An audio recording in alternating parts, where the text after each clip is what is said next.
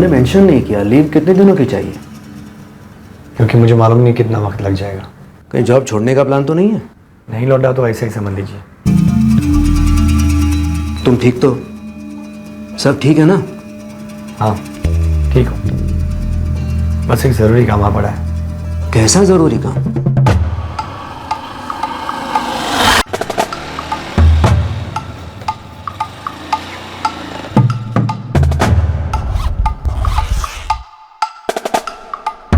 Hindi picture नहीं है, इस्तीफा जेब में लेके घूमते हो। पर बिना नोटिस पीरियड के इंडेफिनेट लीव पर सरकारी नौकर भी नहीं जाते। मुझे जाना है। कहाँ जाना है? ऐसा कौन सा ज़रूरी काम है? एक ज़रूरी काम। तुम्हारे बारे में ऐसी कोई बात है जो तुमने प्रोफाइल में मेंशन ना की हो? कोई सीक्रेट? सीक्रेट सब सबकी लाइफ में होते हैं, जो हमारे अलावा और कोई नहीं जानता। सिर्फ अकेले जीते उस सीक्रेट के साथ। तुम्हारी बातें अजीब लग रही हैं, टू बी फ्रैंक एबनॉर्मल लग रही हैं। ठीक है, अपना ज़रूरी काम पूरा करो। आई होप तुम्हारा ये ज़रूरी काम तुम्हारी बातों जितना एबनॉर्मल ना हो।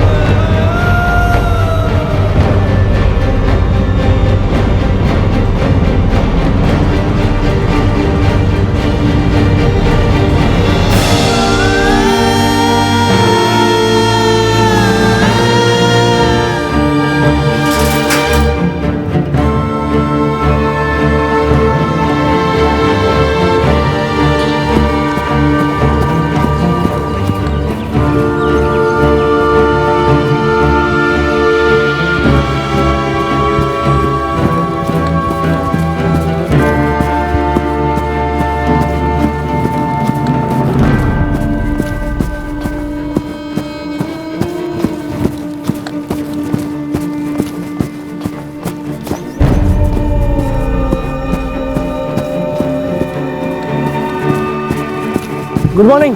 Morning morning.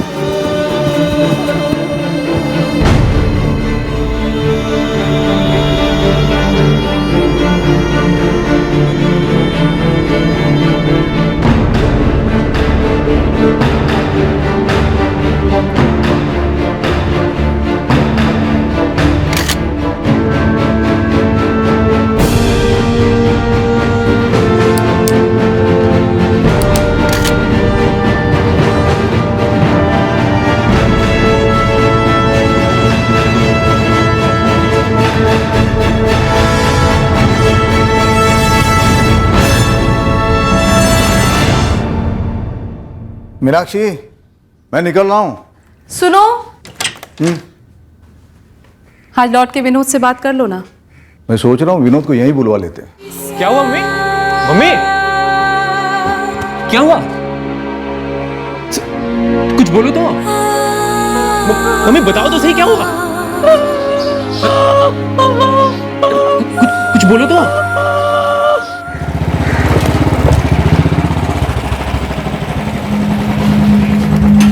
On the spot dead sir. Body पे 3 गोलियों के निशान नजर आ रहे हैं। Retired senior inspector? हाँ सर, वॉक के लिए बाहर निकले थे, एक आदमी वहाँ से गुजर रहा था, उसने पड़ा देखा और हमें रिपोर्ट किया। रिटायर कौन से थाने से हुए थे और कब हुए थे? इस बारे में अभी कुछ पता नहीं चला सर। उनकी वाइफ को इन्फॉर्म कर दिया हमने।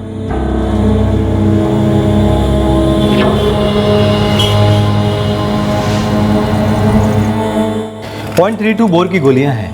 ग्रे मार्केट में इलीगल तरीके से बड़े आसानी से मिल जाती है आजकल।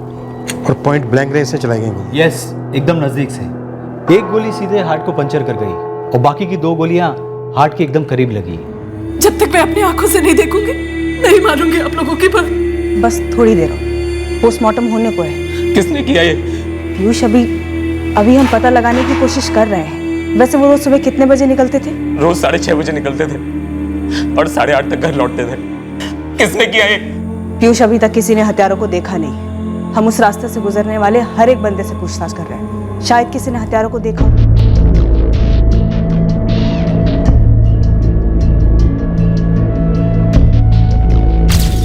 यहाँ कई कदमों के निशान हैं, कुछ धुंधले भी हैं। इनमें से कुछ निकालना चांसेस कम है, पर मैं कोशिश करता हूँ कि कुछ निकाल सकूँ। इंस्पेक्टर, मैं रोज वॉक पर जाने से पहले यहाँ पौधों को कुछ देर पानी देता हूँ। जगदीश जी गुजरते थे यहाँ से, मैं उनको हाथ दिखाता और आज भी वैसा ही हुआ। Good morning Jagdish ji. Good morning Avinash जी। ये हमारा रोज का रूटीन था और उसके आधे घंटे के बाद मैं वॉक पर निकलता, और आज भी मैंने ऐसा कुछ अटपटा नहीं देखा और ना ही कोई जगदीश जी का पीछा कर रहा था। महेंद्र जी, ठीक से याद कीजिए, सुबह कौन कौन गुजरा था आपके सामने से? देखिए इंस्पेक्टर साहब, वैसे तो मुझे कुछ याद नहीं आ रहा, लेकिन मुझे नहीं लगता कि कोई गुजरा था। मेरे वॉक से आने का और जगदीश जी के वॉक पर जाने का समय लगभग एक सा ही है, और ठीक इसी पॉइंट पर हम रोज एक दूसरे को क्रॉस करते थे।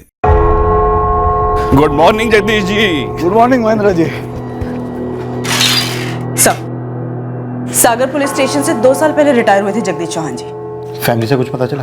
अभी शौक में। छोटा बेटा पीयूष मुंबई से 1 हफ्ते की छुट्टी के लिए आए हैं यहाँ पे जबलपुर में, और बड़ा बेटा विनोद दिल्ली से निकल चुका है। सर, लगभग 1 दर्जन लोगों से बात हुई जो रोज सुबह जगदीश जी को वॉक पे मिलते थे। किसी ने आज कुछ भी अटपटा नहीं देखा। क्राइम सीन के पास कोई नहीं था। किसी ने कुछ तो देखा सुना होगा।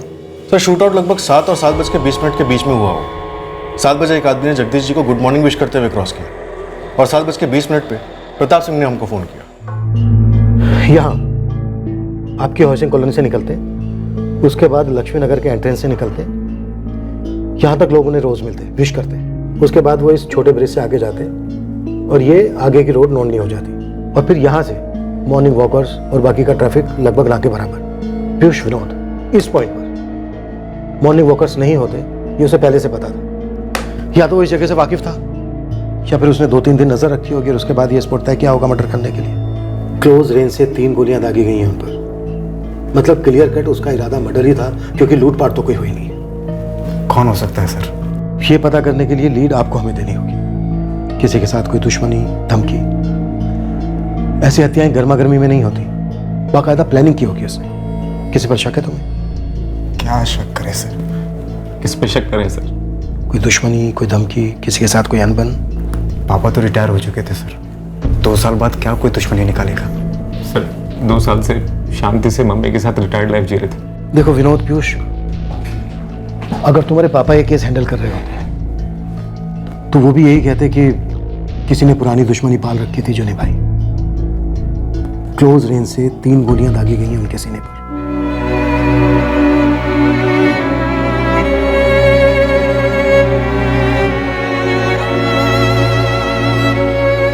मैम, किसी खतरे या धमकी के बारे में कुछ बता पाएंगी तो हमें तहकीकात करने में काफी मदद मिलेगी। एक ईमानदार और नेक पुलिस ऑफिसर थे मेरे पति। रिटायरमेंट के बाद किसी से कोई झगड़ा और बैर नहीं था उनका। और अगर पापा जी को किसी से कोई खतरा महसूस होता या किसी ने कोई धमकी दी होती तो वो हमसे जरूर शेयर करते। कम से कम मम्मी जी से तो नहीं छिपाते। मैं कम इन?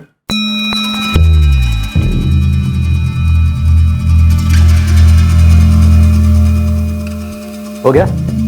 वेकेशन पूरा हो गया? कितने दिन हुए?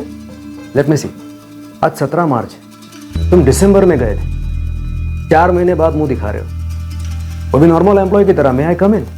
मैं सोच रहा था कि इस पोजीशन पर आप लोगों को अब भी कोई चाहिए तो मैं दोबारा अप्लाई कर सकूं। तुम्हारा जरूरी काम पूरा हो गया? जी। कोई प्रॉपर्टी का डिस्प्यूट था?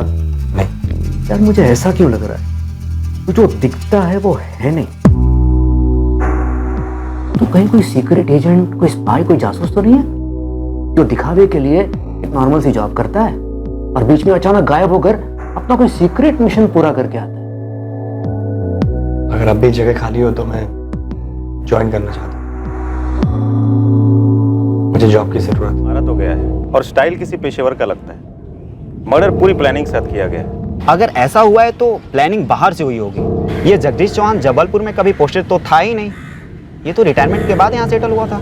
सर, उनकी सर्विस के आखिरी 3 साल के दौरान मैं उनके अंडर में ही काम कर रहा था, और सागर में जगदीश सर ने बहुत सारे केस हैंडल भी किए, लेकिन मेरे ध्यान में ऐसा कोई केस नहीं आ रहा है कि जिससे उनकी जान के ऊपर कोई खतरा आ जाए। वो तुम उन 3 सालों में जितने केस भी उनके पास आए थे सबको खंगालो दोबारा से। Yes sir. रिटायर होने के बाद यहाँ जबलपुर में किसी के साथ उनकी अनबन का तो अभी तक कुछ पता नहीं चला है।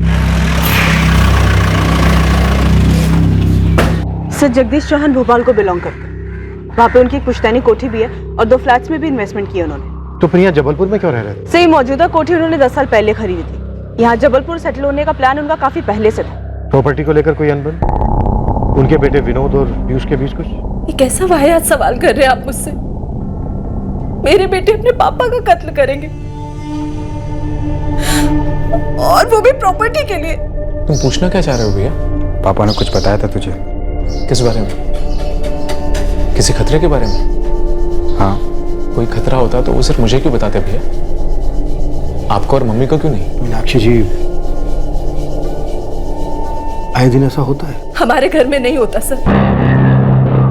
दोनों पीयूष और विनोद अपने पापा से बहुत प्यार करते थे। क्या दोनों भाइयों पीयूष और विनोद, इन दोनों के बीच में कोई अनबन थी? किसको क्या मिलेगा को लेकर? बिल्कुल नहीं। हमारा जो कुछ भी है वो उन दोनों का ही है। आप सिर्फ खतरे के बारे में पूछना चाहते हो या कुछ और बात है? और तुझसे क्या पूछ सकता हूँ? थोड़ा अजीब नहीं है? आप मुझसे ही बात पूछ रहे हो। मैं तो सिर्फ 1 हफ्ते की छुट्टी पर आया था और मम्मी पापा मुझसे भी उतनी बातें करते हैं जितनी आपके साथ किया करते थे। अरे पीयूष, तू था यहाँ छुट्टी पर, इसीलिए पूछा कि पिछले 2-3 दिनों में कुछ बताया था। तो उस पर इल्जाम या आरोप नहीं लगा रहा हूँ। इल्जाम? आरोप? आप लगाना भी चाहो तो क्या इल्जाम आरोप लगा सकते हो मुझ पर भैया? अरे तुझ पे आरोप लगा ही नहीं रहा हूँ। तो फिर आपने ये आरोप इल्जाम जैसे शब्दों का इस्तेमाल किस लिए किया? ये कुछ और ही है। क्या कुछ और? नहीं पता मुझे, और मेरे पति को भी नहीं पता था। अगर उन्हें पता होता तो वो जरूर मुझे बताते। मीनाक्षी जी, अपनी 35 सालों की सर्विस में जगदीश जी ने सैकड़ों केसेस हैंडल किए होंगे।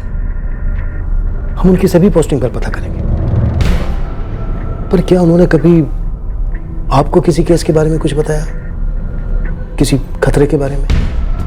जहां जहां सीसीटीवी कैमरास लगे हैं वहां से फुटेज बरामद किया गया, पर किलर या किलर्स कहां से आए होंगे जगदीश जी के रेगुलर मॉर्निंग वॉक वाले रोड पे, ये अभी तक पता नहीं चल सका। खबरियों के साथ सीसीटीवी फुटेज शेयर की जा रही है सर। शायद कोई पासरबाई में हिस्ट्री शीटर हो। हालांकि मां मना कर रही है, और दोनों भाइयों के बीच प्रॉपर्टी को लेकर अनबन हो सकती है। सब उज्जैन से सब इंस्पेक्टर ललित पुचौरी का कॉल है। कह रहे हैं 1 महीने पहले कोई जगदीश चौहान जी के बारे में इंक्वायरी कर रहा था। सर, मुझे नहीं पता कि इस बात का क्या कनेक्शन हो सकता है जगदीश सर के मर्डर से, लेकिन 14 फरवरी को एक बंदा आया था मेरे पास। सर, वो सीनियर इंस्पेक्टर जगदीश चौहान के बारे में जानना चाहता था कि इस वक्त वो कहाँ पोस्टेड होंगे और अगर रिटायर हो गए हैं तो कहाँ सेटल हुए। वो ऐसा क्यों पूछा था? क्या काम था उसे? वो बोला दूर का रिश्तेदार है जगदीश चौहान का। और तुमने जानकारी दे दी कि वो जबलपुर में सेटल हुए? नहीं दी थी सर, क्योंकि मुझे खुद पता नहीं था कि जगदीश जी 2008 में उज्जैन में पोस्टेड थे। तब मैं यहाँ नहीं था, लेकिन ये बात उस बंदे को पता थी। नाम क्या है इस रिश्तेदार का? उसने अपना नाम रवि कुमार बताया था सर। मेरे दूर के रिश्तेदार है वो। बस सिर्फ इतना पता है कि 2008 में उनकी पोस्टिंग यहाँ पर हुई थी। देखिए रवि कुमार जी, मैं यहाँ 2013 में आया, तब तो वो यहाँ नहीं थे। लेकिन सर उससे पहले यहाँ पर जरूर थे। बाहर बोर्ड पर नाम भी लिखा उनका।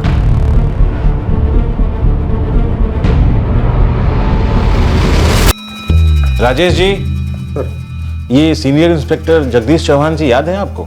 2008 से 2012 तक यहाँ पोस्टेड थे। सर, उन्हें कोई कैसे भूल सकता है? उनके ऐसे ऑफिसर कोई रोज रोज थोड़ी आते हैं। सर, इस वक्त कहाँ पर हो सकते वो? ये रवि कुमार हैं, उनके दूर के रिश्तेदार। ढूंढ रहे हैं उन्हें। पता करना पड़ेगा सर। 2012 में उनका ट्रांसफर हो गया था यहाँ से। सर, मुझे उनसे मिलकर पर्सनली शुक्रिया अदा करना है। उनके बहुत एहसान रहे मेरे फैमिली पर। सर प्लीज पता करके बताइए ना उनका एड्रेस। आप अपना नंबर दे दीजिए, पता चलते ही मैं आपको बता दूंगा। वैसे कहाँ रहते हैं आप? कोलकाता से। मैंने उस रवि कुमार को फोन पर बता दी थी। रवि, इंदौर के बाद उनका कहाँ ट्रांसफर हुआ मुझे ये तो नहीं पता। राजेश जी, आपका बहुत बहुत शुक्रिया सर। लेकिन क्या आप बता सकते हैं इंदौर के कौन से थाने में? रवि कुमार? उसने उज्जैन पुलिस को बताया कि वो आपका दूर का रिश्तेदार है। ऐसा कोई दूर का रिश्तेदार मेरे ध्यान में तो है नहीं जिसका नाम रवि हो। फरवरी या फिर उसके बाद आपसे कोई मिलने आया था मीनाक्षी जी? कोलकाता का रवि कुमार? ऐसा कोई रिश्तेदार है ही नहीं हमारा, न दूर का न पास का। और कोलकाता से तो हमारा कुछ लेना देना ही नहीं है। सर, मैं इंदौर पुलिस से पूछता हूँ, ये रवि कुमार वहाँ आया था पूछता हुआ?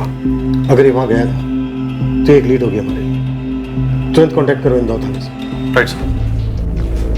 ललित, ये रवि तुम तक पहुंचा कैसे, कोई आइडिया? नहीं सर। इस रवि ने कोलकाता का कोई एड्रेस दिया था तुम्हें? नहीं सर, मतलब मैंने पूछा नहीं सर। उसने कहा वो रिश्तेदार है, मुझे लगा उसे पता होगा कि जगदीश जी उज्जैन में पोस्टेड थे। सच कहूं तो सर मुझे देखकर लगा नहीं कि वो बंदा कुछ गलत करने निकला हो। कोई नहीं, उसने जो तुम्हें नंबर दिया था वो अपने फोन से ढूंढ कर दो, हम उसे आगे लेकर जाएंगे। पंकज तकरीबन 17 या 18 फरवरी को आया होगा तुम्हारे पास, जगदीश चौहान को ढूंढता हुआ। रवि कुमार नाम था उस आदमी। हाँ, एक आदमी तो आया था जगदीश चौहान के बारे में पूछता हूँ। 19 फरवरी को आया था मेरे ख्याल से, और उसका नाम रवि कुमार तो नहीं था। उसने अपना नाम ब्रजेश शर्मा बताया था, रवि कुमार नहीं। ब्रजेश शर्मा? पक्का यही नाम बताया था? हाँ पक्का, क्योंकि वो आदमी 2 दिन से आगे सर पर बैठा रहा कि बताओ बताओ जगदीश चौहान की पोस्टिंग कहाँ हुई है। और यार मैं पहले ही परेशान था, एक केस में उलझा हुआ था ना। सर 2012 से 2014 तक जगदीश चौहान जी की पोस्टिंग यहीं पर थी। रही होगी भाई, लेकिन मैंने तो यहाँ पर 6 महीने पहले ज्वाइन किया है। सर प्लीज आपके रिकॉर्ड चेक करके बताइए ना, यहाँ के बाद वो कहाँ गए? ऐसा है दोस्त, रिकॉर्ड रूम से रिकॉर्ड निकलवाना, उन्हें छांटना, इन सब में वक्त लगता है, मेहनत लगती है ब्रजेश शर्मा। और वैसे भी इस वक्त हम लोग एक डबल मर्डर केस में उलझे होंगे। 1 हफ्ते बाद आना। पर वो आया नहीं, और मैं भी पता लगाना भूल गया। पर उसका नाम ब्रजेश शर्मा है, ये तुम्हें याद रहा? मेरे साले का नाम भी ब्रजेश शर्मा है, इसलिए याद रह गया। उसने अपना कुछ पता या फोन नंबर वगैरह कुछ दिया तुम्हें? नहीं दिया, क्योंकि मैंने लिया ही नहीं। वो क्या है कि जल्दबाजी में उसे रफा दफा कर दिया। वो डबल मर्डर केस था ना जो, वो बेताल की तरह पीठ पर बैठा हुआ था यार। उसने अपने कोलकाता से होने की बात की थी क्या तुमसे? या सच बताऊं संजय, मैं उस पर ध्यान ही नहीं दे रहा था। सर मुझे तो उसने अपना नाम रवि ही बताया था, रवि कुमार। हाँ सर, जब मैंने उससे फोन पर बात की थी तो रवि कहकर ही की थी। क्या यही हमारा सस्पेक्ट है? उज्जैन का रवि और इंदौर का ब्रजेश। और सर जगदीश चौहान जी की पत्नी को नहीं याद कि उनसे कोई मिलने आया था। सर अगर वो रवि को नहीं जानती है तो वो बंदा ब्रजेश नाम भी फर्जी इस्तेमाल कर रहा होगा 100%। हो सकता है ये जगदीश जी का निजी मसला हो, शायद पुश्तैनी कोठी को लेकर। पर सर सवाल ये है कि उज्जैन और इंदौर से होता हुआ वो बंदा यहाँ जबलपुर कैसे पहुंचा? कहीं आप दोनों में से तो किसी ने इन्फॉर्मेशन नहीं दी थी कि जगदीश चौहान जी यहाँ जबलपुर में सेटल हुए हैं?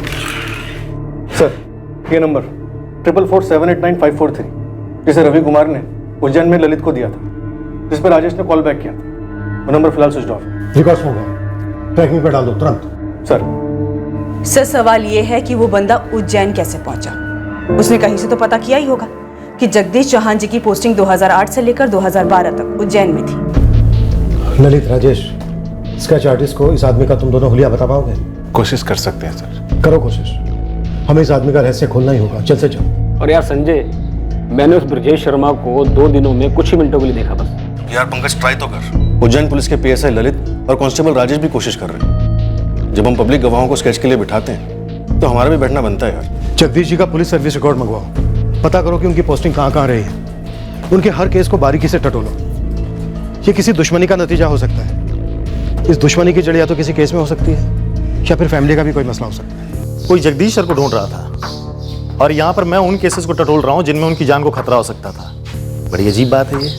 अजीब तो है गौतम, हमें नहीं पता इस आदमी को कैसे पता चला कि जगदीश जी जबलपुर में सेटल हुए हैं, पर इतना जरूर है कि ये जगदीश जी को पहले से जानता होगा। मुझे तो ऐसा कोई आदमी ध्यान में नहीं आ रहा है जो यहाँ सागर में जगदीश सर के बारे में पता करते हुए कभी आया हो, जबकि इंदौर से उनका यहाँ पे ट्रांसफर हुआ था और 2014 से 2016 तक वो यहीं पे थे और यहीं से वो रिटायर भी हुए। अब ये समझ में नहीं आ रहा है कि ये बंदा कौन है।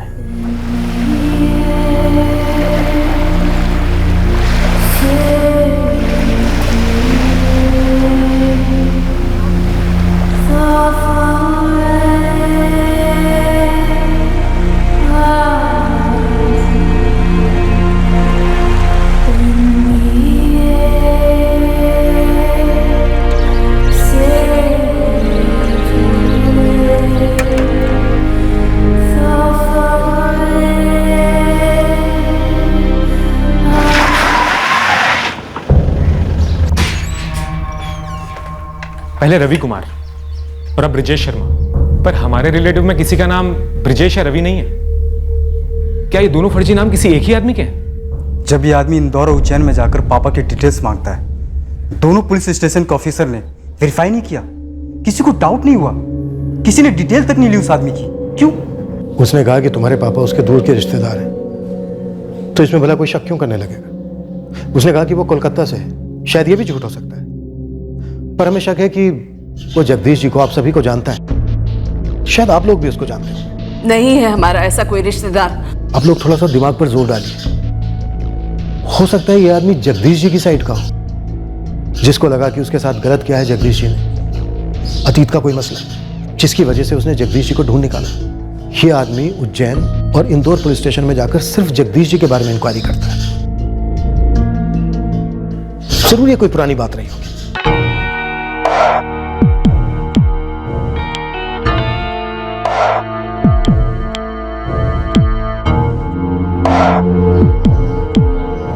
जी मुझे कुछ नहीं पता। सर हमारे पापा उनके पिताजी के इकलौते बेटे थे और हमारी ऐसी कोई बड़ी फैमिली भी नहीं है, तो कौन हो सकता है ये दूर का रिश्तेदार? हम उसका स्केच बनवा रहे हैं, आप सभी लोगों के साथ शेयर करेंगे। पर प्लीज आप लोग थोड़ा और सोचिए।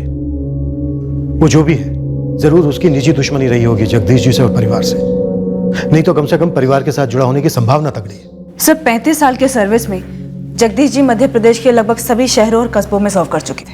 लेकिन जबलपुर में उन्होंने कभी सर्व नहीं किया, और रिटायरमेंट के बाद उन्होंने जबलपुर में सेटल होने की बात सोची। क्या उन्हें कोई खतरा महसूस हुआ था जिसके बारे में उन्होंने अपनी फैमिली में किसी को नहीं बताया, और इसी वजह से पिछली पोस्टिंग की सारी जगहों को छोड़ के उन्होंने इधर जबलपुर को चुना? बट किसी ने उन्हें इधर भी ट्रेस कर लिया। उनकी एक पोस्टिंग को खंगालते हैं, और उससे पहले यह पता करना है कि उस आदमी को उनके जबलपुर में होने की बात कैसे और किसने बताई। उज्जैन से पहले उनकी पोस्टिंग भोपाल में थी।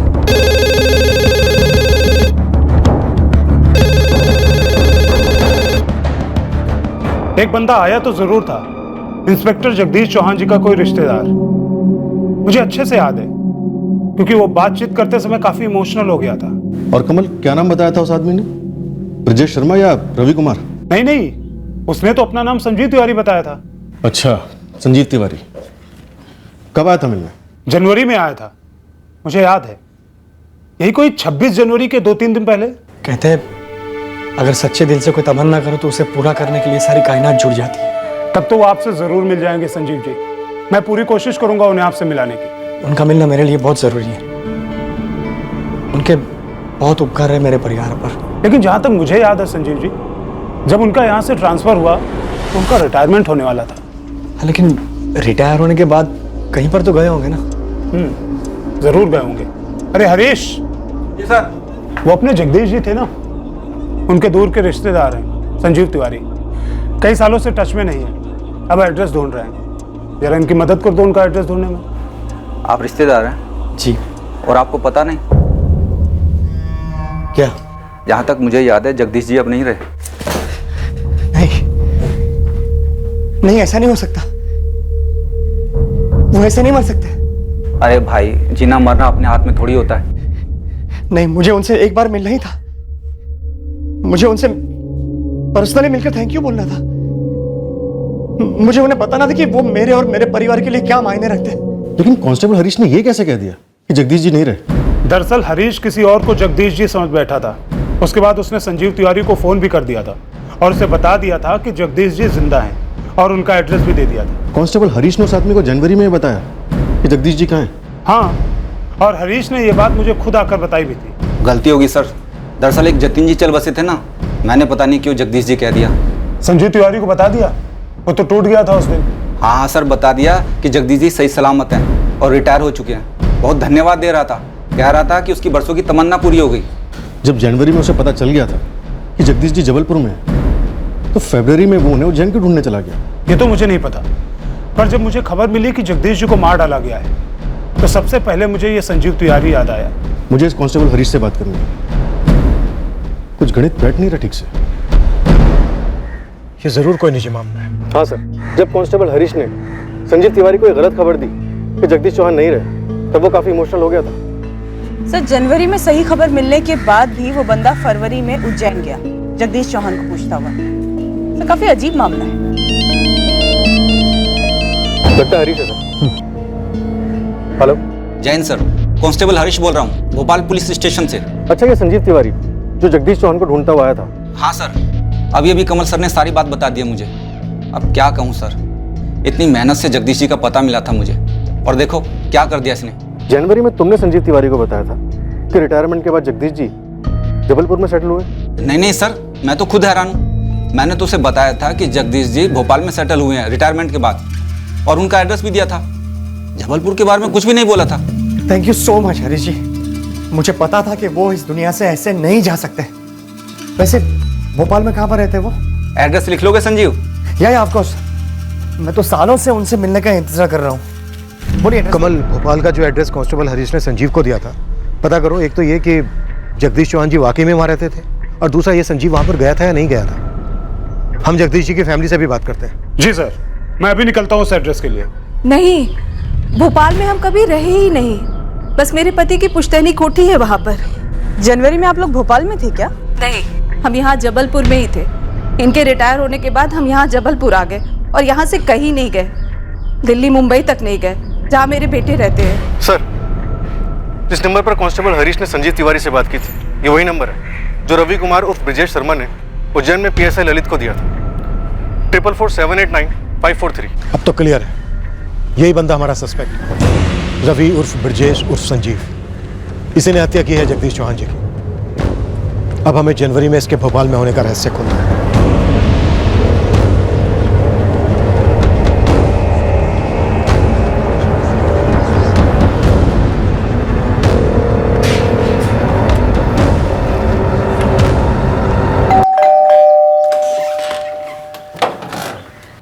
जी, जगदीश चौहान जी का घर यही है?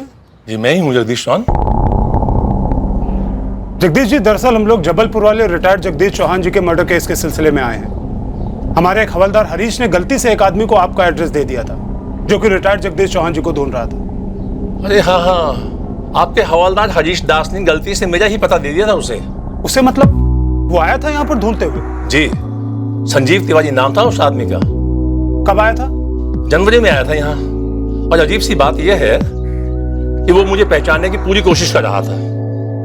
काफी कंफ्यूज सा हो गया था।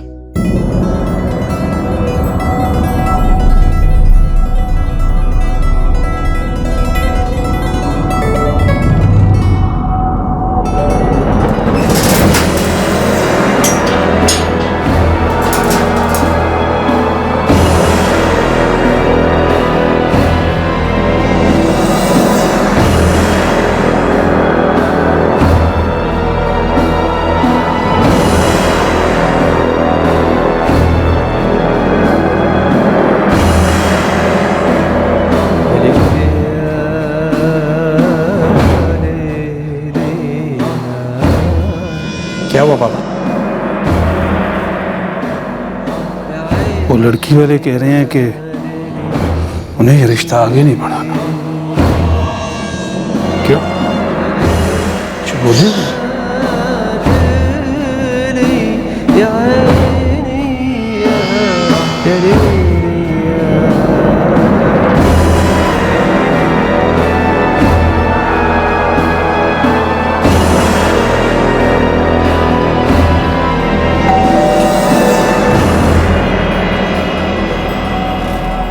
हाँ जी,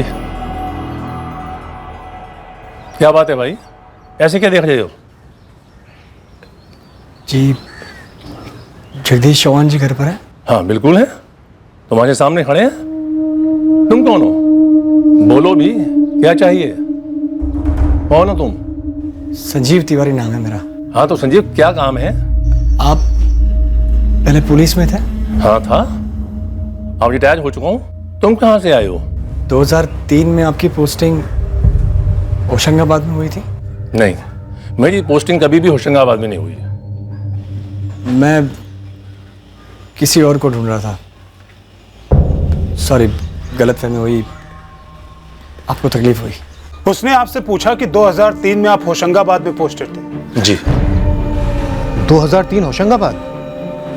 इतना स्पेसिफिक? पूरी गलतफहमी हो गई थी सर, क्योंकि कांस्टेबल हरीश दास ने गलती से इस सब इंस्पेक्टर जगदीश चौहान का एड्रेस दे दिया था, जो भोपाल पुलिस से रिटायर हुआ था। और फिर हमारा सस्पेक्ट रवि उर्फ ब्रजेश उर्फ संजीव इस गलतफहमी को समझ गया और फिर से असली जगदीश चौहान की तलाश में निकल पड़ा, जिन्हें वो ढूंढ रहा था, और उन तक पहुंचा भी।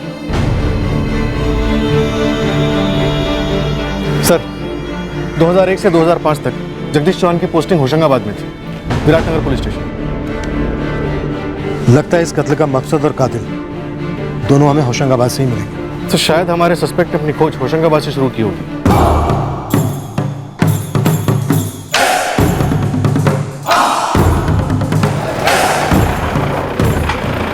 ओ गॉड, ये आदमी तो यहाँ पे दिसंबर में आया था जगदीश जी को ढूंढने के लिए। बड़ा ही बौखलाया हुआ सा लग रहा था। एक मिनट, जब जगदीश जी के मौत की खबर मिली तो मैंने तो दो चार करके देखा ही नहीं। ये बंदा निकल कैसे गया मेरे दिमाग से? सर आपको याद है उसने क्या नाम बताया था अपना? अरे वो इतने जोश में था कि उसकी तो सारी डिटेल याद है मुझे। प्रकाश गुप्ता नाम था उसका। बहुत ही जज्बाती मोड में था और एक कुछ लाइन भी बोली थी उसने। सर कहते हैं ना, अगर सच्चे दिल से कोई तमन्ना करो तो उसे पूरा करने के लिए सारी कायनात जुड़ जाती है। जगदीश जी से मिलना मेरी जिंदगी की सबसे बड़ी तमन्ना है सर। समझो भाई प्रकाश, लेकिन तुम 2003 की बात कर रहे हो। सर छोटी सी दुनिया है पुलिस डिपार्टमेंट, रिकॉर्ड्स तो होंगे ना सर?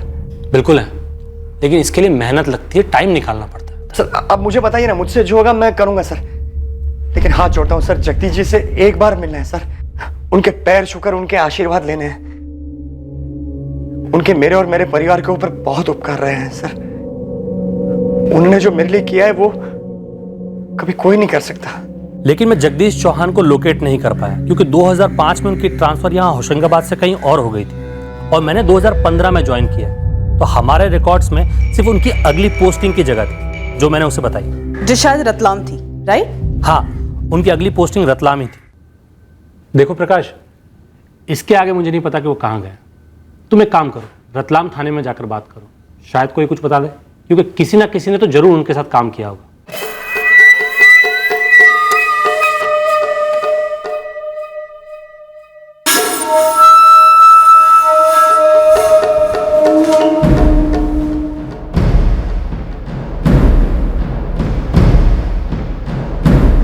सर, ये आदमी जगदीश चौहान को होशंगाबाद से रतलाम और रतलाम से भोपाल तक ट्रैक किया, जहाँ पे उसे गलत जगदीश चौहान मिला।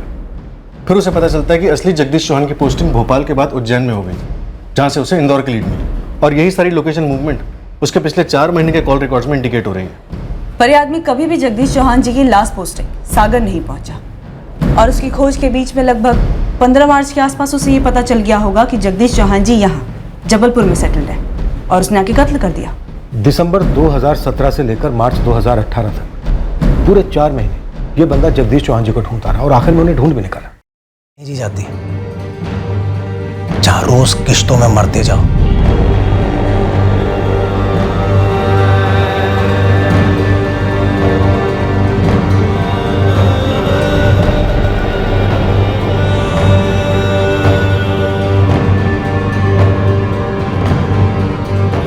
मुझे मेरे अंदर के अधूरेपन को खत्म करना है। एक गन चाहिए मुझे, उससे सुकून मिलेगा, कलेजे को ठंडक मिलेगी, आगे बढ़ पाओगे, मिलेगा सुकून, ठंडक मिलेगी, आगे भी बढ़ूंगा। जगदीश चौहान को मारने के बाद वो जहां कहीं भी होगा उसे ढूंढकर उसका कत्ल करने के बाद। सच्चे दिल से अगर कुछ चाहो तो पूरी कायनात जुट जाती है आपकी उस चाहत को पूरा करने में। ये बंदा पूरी लगन से, पूरे फोकस से जगदीश चौहान जी को ढूंढता रहा और हमारे डिपार्टमेंट हर कदम पर इसकी मदद करता रहा, इसकी खोज को आसान बनाता रहा। सर, ये बंदा जब इंदौर में था तब इसके कॉल रिकॉर्ड्स में एक नंबर शो हो रहा है, 444097654। ये नंबर होशंगाबाद के कांस्टेबल अरविंद शुक्ला का है। इस अरविंद से इस बंदे को जगदीश चौहान का जबलपुर वाला एड्रेस मिला। जय हिंद सर जी, कांस्टेबल अरविंद शुक्ला बोल रहा हूँ, होशंगाबाद से। अरविंद, तुम्हारे फोन से 444789543 इस नंबर पर एक कॉल गया था। ये वही नंबर है जो प्रकाश गुप्ता ने तुम्हारे थाने में दिया था जब वो जगदीश चौहान की तलाश में आया था। हाँ हाँ, मैंने कॉल किया तो था उसे। अरे पागलों की तरह जगदीश जी से मिलना चाहता था। तो जबलपुर का एड्रेस तुमने दिया था? जी हाँ, मैंने दिया था।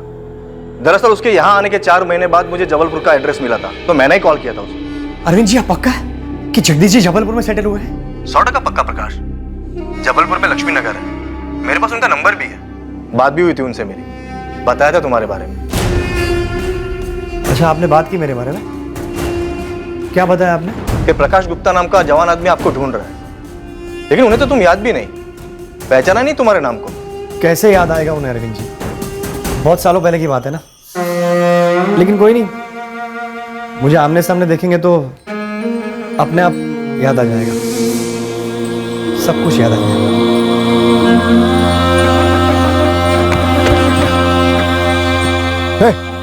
क्या ये, कौन हो तुम? हथियार नीचे करो, मैं कह रहा हूं हथियार नीचे करो। पहचाना नहीं जगदीश चौहान? नहीं, कौन हो तुम? मैं वही हूं जिसकी जिंदगी तेरे नाम गिरवी रही है पिछले 15 सालों से, अभी भी है, लेकिन आज के बाद नहीं रहेगी। ये गन, ये खिलौना नहीं है, नीचे करो इसे। बात करो मुझसे, बताओ मुझे मैंने तुम्हारे साथ क्या किया, बताओ।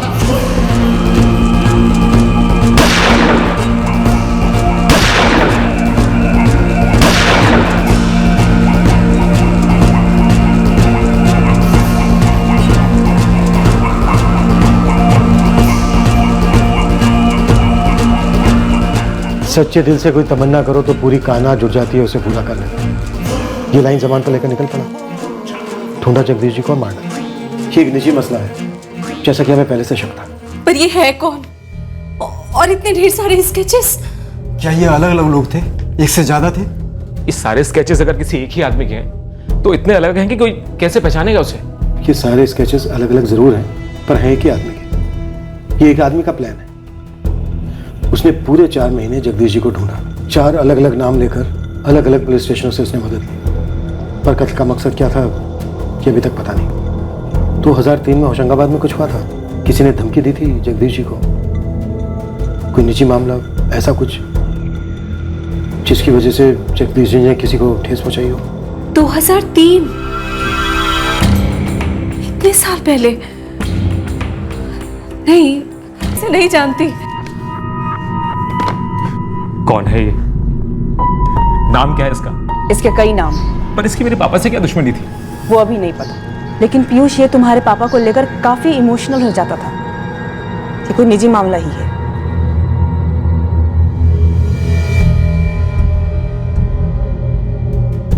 सर, हमने 2003 के सारे केसेस को स्कैन कर लिया है और हम कांस्टेबल शंभू अधिकारी को भी कांटेक्ट करने की कोशिश कर रहे हैं। कौन है शंभू अधिकारी? सर, ये हमारे ही थाने के रिटायर्ड कांस्टेबल हैं जिन्होंने जगदीश जी के साथ कई सारे केस निपटाए हैं, यही होशंगाबाद में।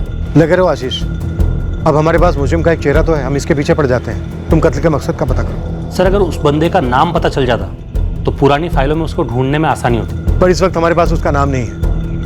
हमने जबलपुर रेलवे स्टेशन की CCTV फुटेज मंगवाई है, उससे पता चलेगा कि उसने कौन सी ट्रेन ली, कहाँ से बिलोंग करता है, कोई ना कोई लीड जरूर मिलेगी। तब तुम फर्स्ट ईयर में थे विनोद भैया, और मैं 10th में। हाँ, वो तो मुझे याद है, पर मुझे यही याद नहीं आ रहा है कि 2003 में ऐसा क्या हुआ था। मम्मी को कुछ याद आया? मम्मी तो कह रही है कि 2003 में ऐसा कुछ भी नहीं हुआ था, ना फैमिली में, ना दोस्तों के बीच, ना कुछ। तो फिर पापा को किसी केस को लेकर कोई खतरा था, तब तो हमें नहीं मालूम होगा, क्योंकि पापा काम की बातें घर पर डिस्कस नहीं किया करते थे। पर मुझे समझ में नहीं आ रहा कि पुलिस बार बार यही कही जा रही है कि हमारा कोई निजी मामला है। क्या निजी मामला हो सकता है विनोद? क्या पापा जी ने किसी के साथ कुछ गलत किया था? गलत मतलब? कैसे गलत किया? मेरा मतलब है कि हो सकता है पापा जी ने अनजाने में कभी किसी गलत आदमी को गिरफ्तार कर लिया हो।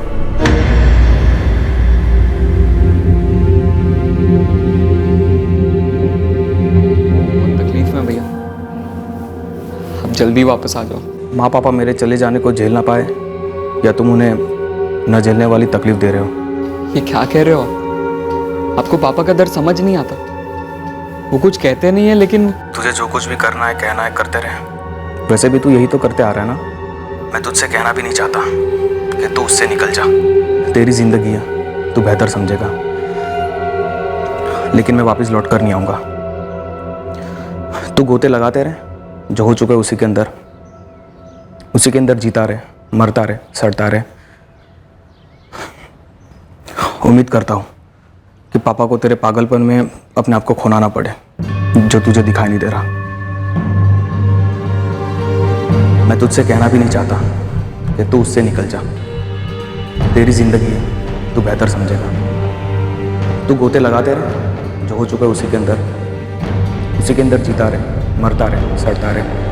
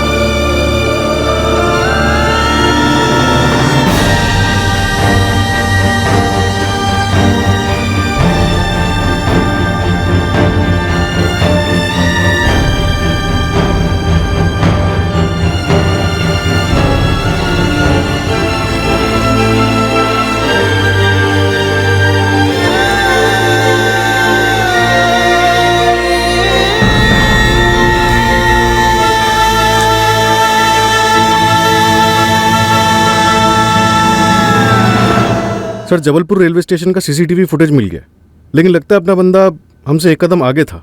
जानता था हम फुटेज खंगालेंगे।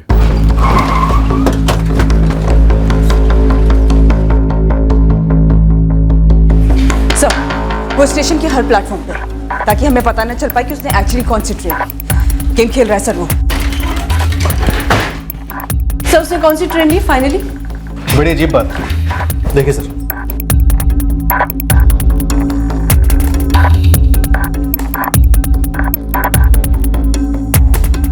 ये प्लेटफॉर्म नंबर 4 पे कौन सी ट्रेन है? भोपाल एक्सप्रेस। ये ट्रेन 4:30 बजे निकलती है, पर अपना बंदा नहीं निकला। वो 4:45 बजे प्लेटफॉर्म नंबर 3 पर नजर आता है। ये मुंबई जाने वाली ट्रेन है, 5:05 और ये आदमी 4:50 में इस ट्रेन में घुसता है और 4:55 पे ये फिर प्लेटफॉर्म नंबर 4 पर नजर आता है। यहाँ ये 5 मिनट रुकता है और फिर उसी दिशा में वापस जाता है जहाँ से आया था। और फिर कहीं नहीं दिखता सर। मुंबई वाली ट्रेन ली 5:05 वाली? सर वो ट्रेन प्लेटफॉर्म नंबर 3 पर थी और ये वापस प्लेटफॉर्म नंबर 3 पर गया हो, ऐसा किसी कैमरे में नहीं दिखा। उसके बाद की कोई ट्रेन?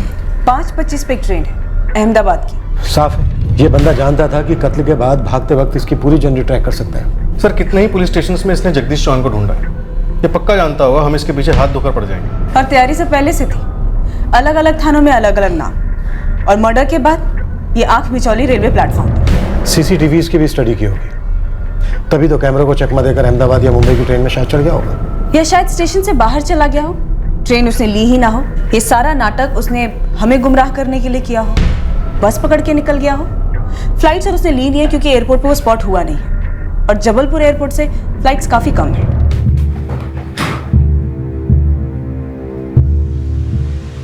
तो इस बंदे को मुंबई और अहमदाबाद से ढूंढना खास के ढेर में सुई ढूंढने के बराबर होगा। फिर भी एक बार चांस लेते हैं सर, मुंबई और अहमदाबाद के पुलिस टीम्स की मदद लेते हैं और साथ ही होशंगाबाद में खोज और टाइट करते हैं। इसका 15 साल पुराना कोई ना कोई कनेक्शन जरूर होगा, कोई तो होगा जो इसे जानता हो। ठीक है, जगदीश जी की 2003 में होशंगाबाद में पोस्टिंग थी। खबरियों को लगा दो कम परसेंट। सर सीसीटीवी फुटेज के ग्रैब के पोस्टर बनवाते हैं, स्टेट के सभी न्यूज़पेपर में छपवाते हैं, कोई ना कोई तो पहचानेगा। बहुत हो गया चूहे बिल्ली का खेल, अब खुले मैदान में उतरते हैं और इसे भी उतारते हैं।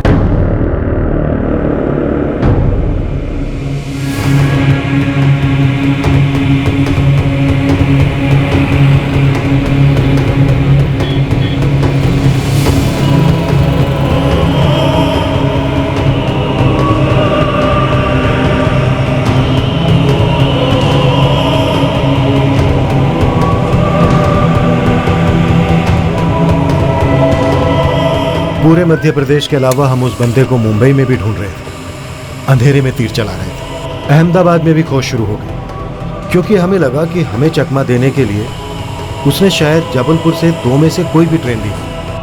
पर हमारे संदिग्ध की खोज में सबसे पहली खबर पड़ोस के होशंगाबाद से है, जो हमारे रडार पर सबसे ऊपर था।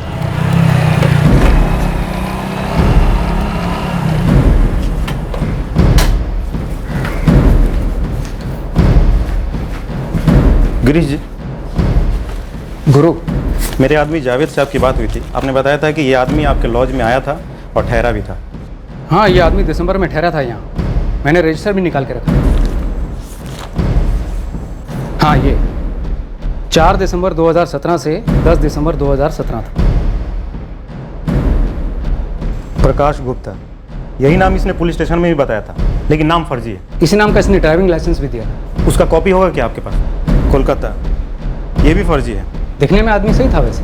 गिरीश जी, इस आदमी के बारे में और भी कुछ बता सकते हैं क्या? सीसीटीवी है ना, मैं कम से कम 6 महीने का बैकअप रखता हूँ। ये हुई ना बात, इसका फुटेज सीडी में डालकर फटाफट दे दीजिए। हाँ, इसमें उसका दोस्त भी दिखेगा फुटेज में।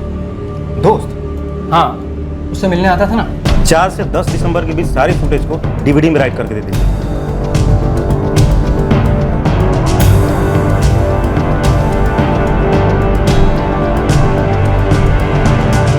4 दिसंबर को चेकिंग होते हैं और फिर शाम को 5:30 बजे एक दोस्त मिलने आते हैं। सर, थोड़ा आगे फॉरवर्ड कीजिए।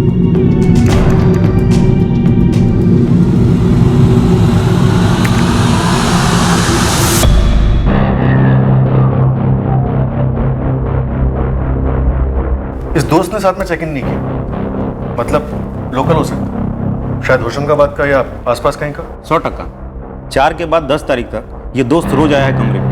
कभी अकेले बाहर निकलता था तो कभी इसके साथ बाहर निकलता था। और ये गिरीश, लॉज का रिसेप्शनिस्ट, इसे इसके दोस्त का नाम वगैरह कुछ याद है? फर्स्ट टाइम लॉज में आए तो दोनों के बीच में काफी बातें हुई हैं, फुटेज में दिख रहा है। पूछा मैंने, लेकिन गिरीश भाई को याद नहीं। अब अपने पास 2 टारगेट है। हम अपने इस बंदे को एक्स नाम देते हैं और इसके इस दोस्त को वाई, जो कि पूरे चांसेस हैं होशंगाबाद या आसपास का ही होगा। गुरु, एक काम कर, अपने सब लड़कों को बोल कि वो इस एक्स के साथ साथ पूरे होशंगाबाद में इस वाई की तस्वीरें भी घुमाएं। अगर हमें ये वाई मिल गया तो ये वाई हमें एक्स तक लेकर जाएगा। इस बंदे को ढूंढना है। ये बंदा इस बंदे का दोस्त है। ये बंदा यहाँ होशंगाबाद या आसपास का हो सकता है। इस बंदे को जल्द से जल्द ढूंढना है, समझे?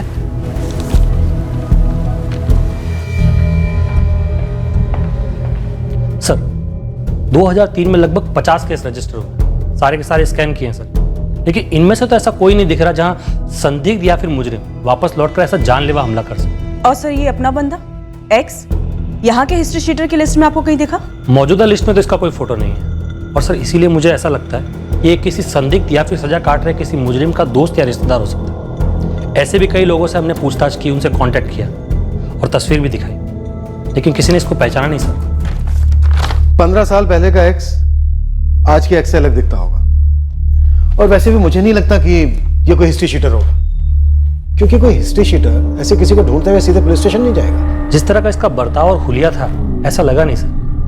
पढ़ा लिखा और डिसेंट सा बनता लगा। सर, कोलकाता आरटीओ से जवाब आया। इस प्रकाश गुप्ता का लाइसेंस, नाम और एड्रेस सब फर्जी है। कैसे भी करके हमें इस बंदे को ढूंढना होगा।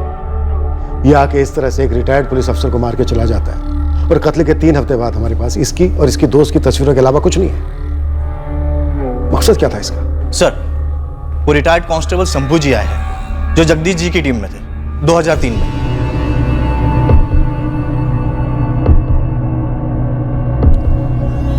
शंभू जी आइए।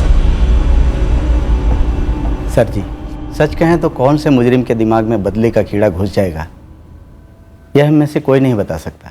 आपकी बात सही है शंभू जी, पर कोई तो ऐसा केस आया होगा जिसमें संदिग्ध या मुजरिम आपको ऐसा लगा हो, गुस्सैल, सरफरा। मैंने सारे केसेज याद किए और जितने याद आए उसमें ऐसा तो कुछ भी नहीं था जिसमें किसी के खिलाफ कोई गलत चार्जशीट बनी हो। जगदीश सर भी बहुत सटीक थे अपने काम में।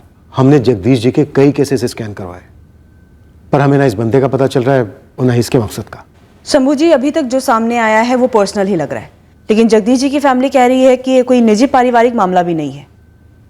लेकिन एक बात तो पक्की, जो कुछ भी हुआ वो 2003 और 2005 के बीच। देखिए शंभू जी, इस बंदे ने अपनी खोज आपके होशंगाबाद थाने से शुरू की थी, दिसंबर 2017 में।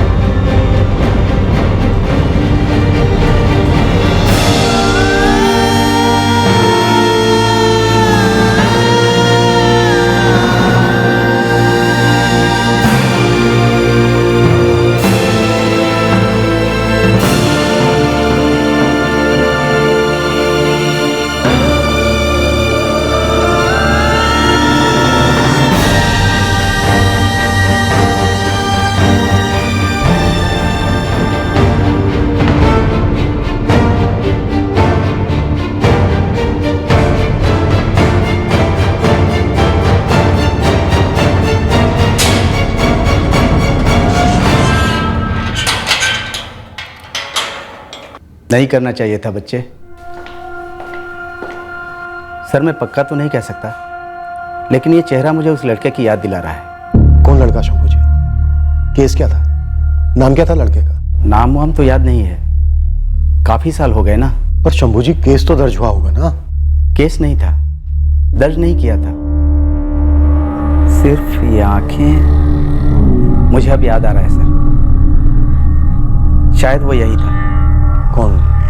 कौन लड़का शंभू जी? एक 18 साल का लड़का था, लड़की का मामला था। कौन सी लड़की? लड़की का नाम क्या था? नाम तो याद नहीं है मैडम, प्यार का मामला था। भागे थे दोनों। लड़की के माँ बाप हमारे पास मदद के लिए आए थे। अरे इंस्पेक्टर साहब, हमारी बेटी सीधी और शरीफ लड़की है, वो खुद से उस लफंगे के साथ जा ही नहीं सकती। लेकिन ये चिट्ठी, ये उसकी खुद की लिखाई है? आप कहना क्या चाहते हैं? वो खुद से भागी होगी? लड़की नाबालिग थी सर, और इस लड़के के साथ भागी थी, और ऊपर से पीछे चिट्ठी भी छोड़ गई थी।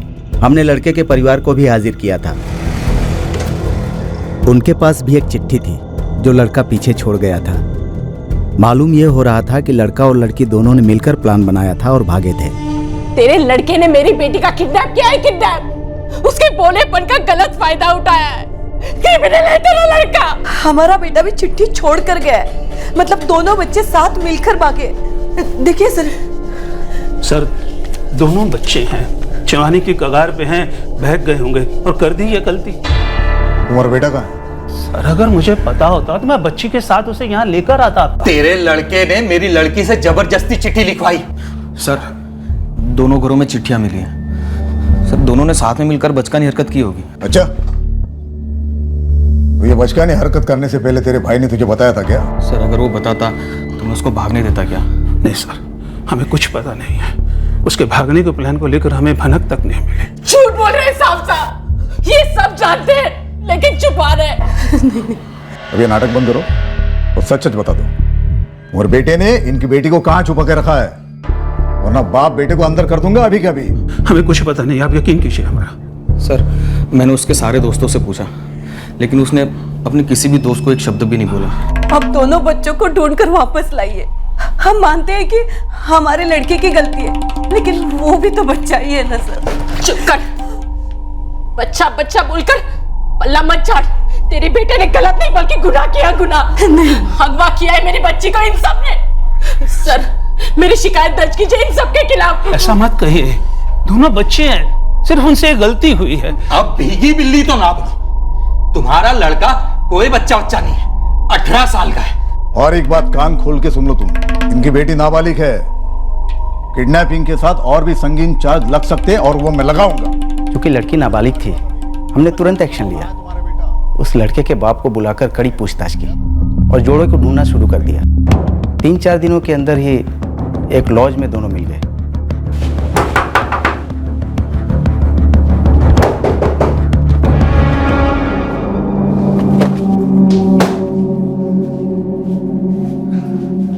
तुझे पता है क्या चार्जेस लगेगी तुझ पे? तो उनकी गर्दन नीचे रही थी, आंखें नम सी होती, शर्म के मारे, जैसे मैंने भी कत्लेआम किया।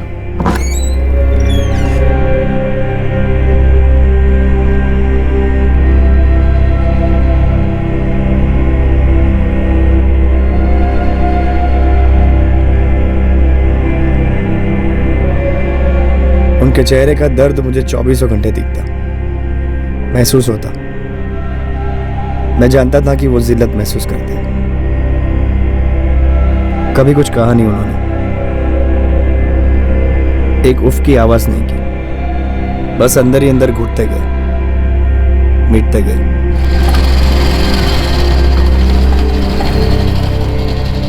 भैया पान लगा देना। शरद जायसवाल ठीक तो हो ना? मुझे लॉकअप से छोड़ दिया गया, लड़के पर नजर रखे हो ना, लेकिन हमारी जिल्लत खत्म नहीं हुई। उसके बाद जब भी वो मेरे पापा से टकरा था, पट्टा बांधना चाहिए। वो उन्हें जलील करता। मेरे सामने ये एक बार हुआ था, पर मुझे यकीन था कि जगदीश ने मेरे पापा को ऐसे कई बार जलील किया होगा।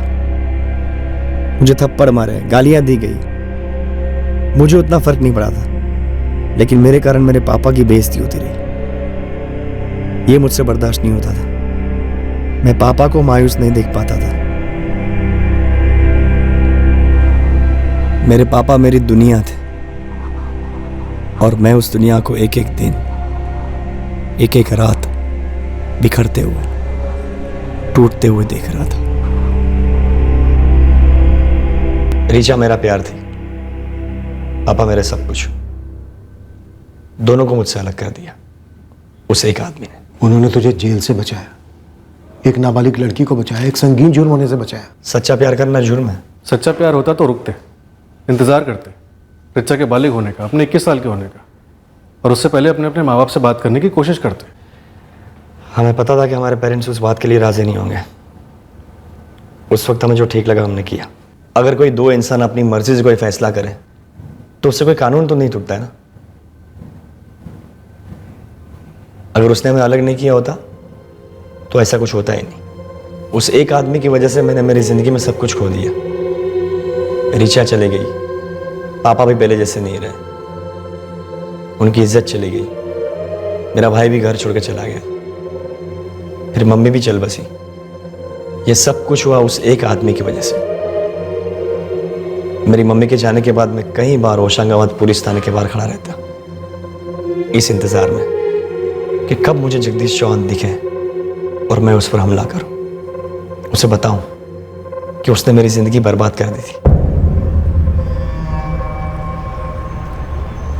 और मैं ऐसा कर ही देता अगर मेरे पापा ने मुझे रोका नहीं होता।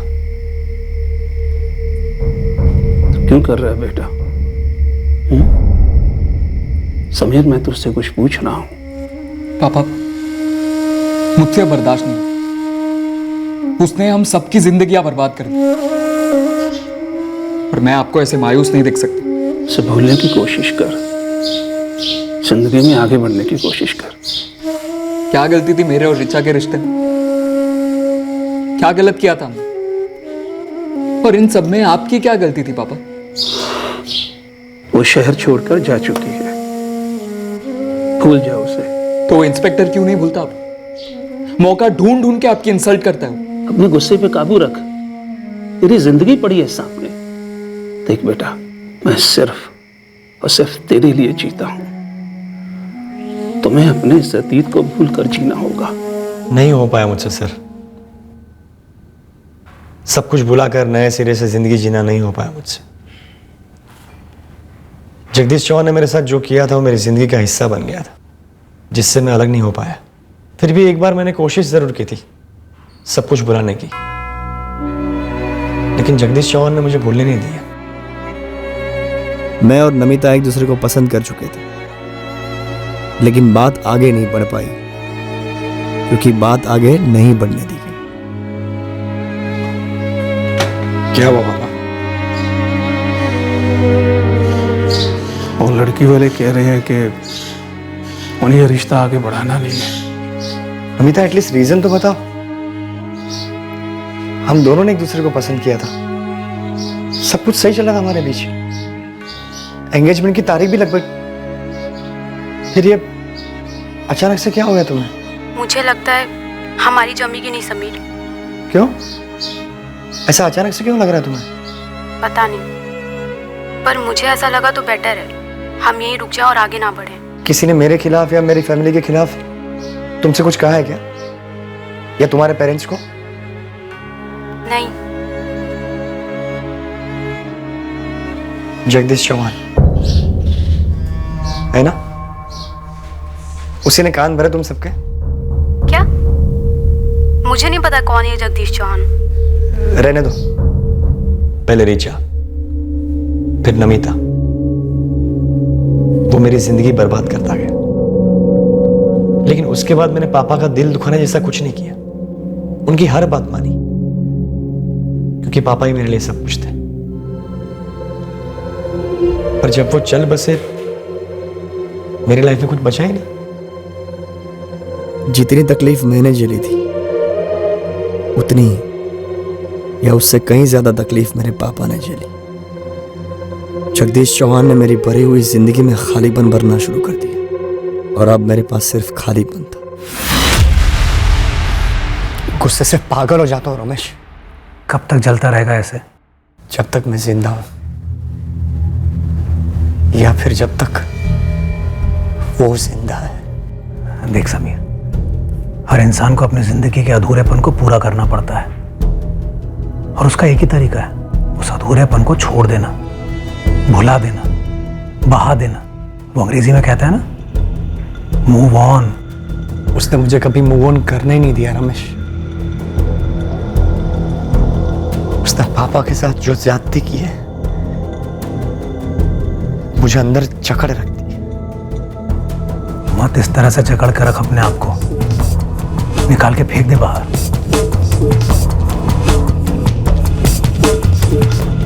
सर, समीर बचपन का दोस्त है मेरा, बेस्ट फ्रेंड। मैंने बस उसे एक सलाह दी थी,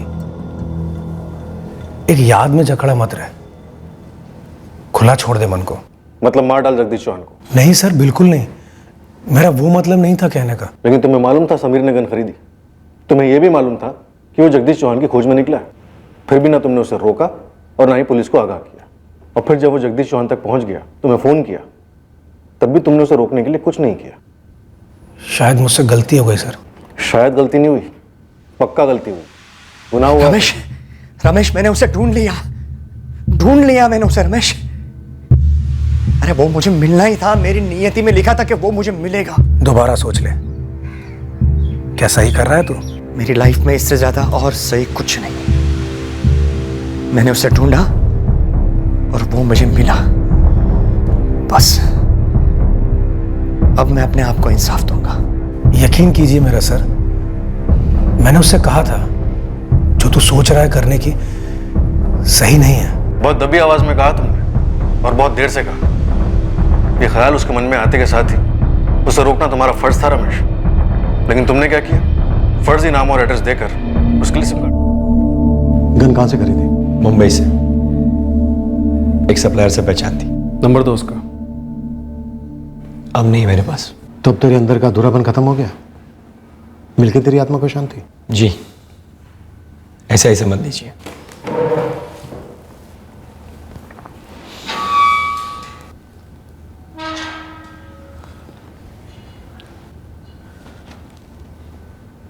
देख, तेरा अतीत तेरा है, मैं उसे देख नहीं सकता, महसूस नहीं कर सकता, लेकिन जिस अधूरेपन की तू बात कर रहा है ना, दरअसल वो महज एक रंजिश है, बहाना है, बैसाखी है, एक सहारा है, जिसे पकड़े तूने सिर्फ एक दूसरे इंसान को आज तक दोष दिया है। और जगदीश चौहान ने क्या अलग कर दिया?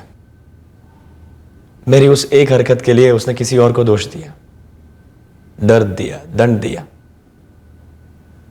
और वो कोई और मेरे पापा थे।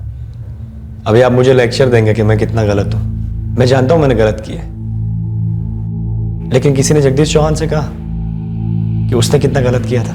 किसी गलत काम के जवाब में किया गया गलत काम सही नहीं हो जाता। जानता हूं, पर कम से कम गलतियों का बैलेंस तो ठीक होता है। गलत कत्ल या कोई भी जुर्म बैलेंस ठीक नहीं करता, बल्कि बिगाड़ता है।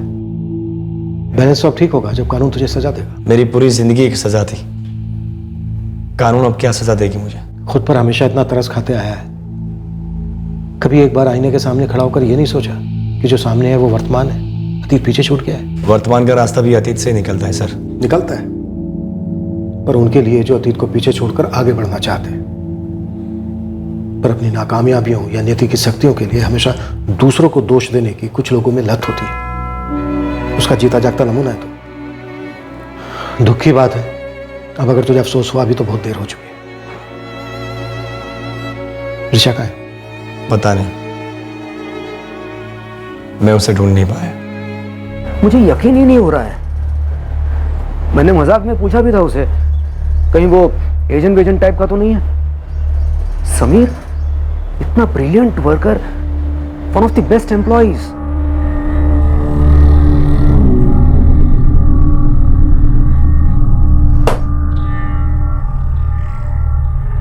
वो किसी को मारने गया था, ये बॉट अ गन। उनको भनक भी नहीं लगी होगी